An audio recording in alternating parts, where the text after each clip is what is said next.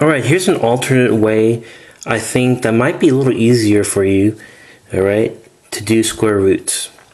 Whenever you have like a monomial like this, okay, we can actually separate these terms, alright, like this.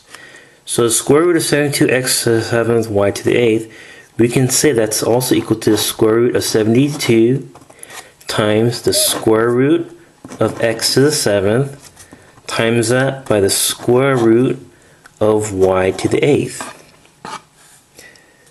So you can take the square root of the coefficient in front, and then the square root of the x term, and then the square root of the y term. Like, whoa. So this is equal to that. That's what it means, okay? So what's good about this is that now you can just look at everything separately. So maybe that could be one of the reasons why you might maybe get confused, because it's a lot of stuff to look at. So if you do it this way, you can simplify things, okay? So now let's just look at the square root of 72. That's going to be square root of 9 times 8 times square root of x to the 7th times y to the 8th. Alright, square root of 9. Well, square root of 9 times 8, that's going to be 3 squared, right? Because that's 9. 8 is going to be 4 times 2, right? 4 times 2 times x to the 7th times y to the 8th. Now, I have to keep copying this so to make it clear, okay? That's 3 squared times what's 4 squared? That's 2 squared. That's what, I'm sorry. What's 4? That's 2 squared, right? 3 times 2 times x to the 7th times y to the 8th.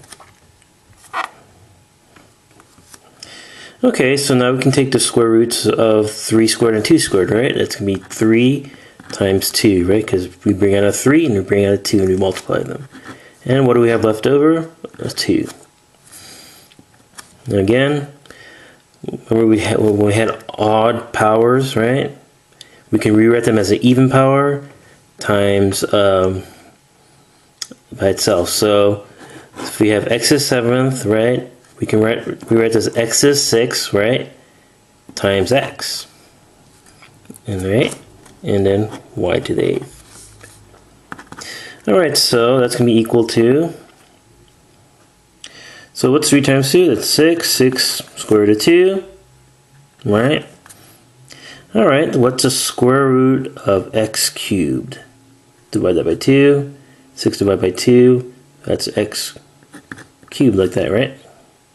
Sorry, x is 6 divided by 2. And then what do we have left over?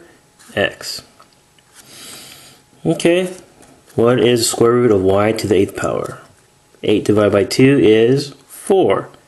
So we have y to the 4th power. Okay, so now, alright, we can combine these. So now what you do is you combine the outer parts, alright, and then combine the inner radical parts, okay? So it's going to be 6 times x cubed times y to the 4th. So it's just going to be 6 times x cubed times y to the 4th.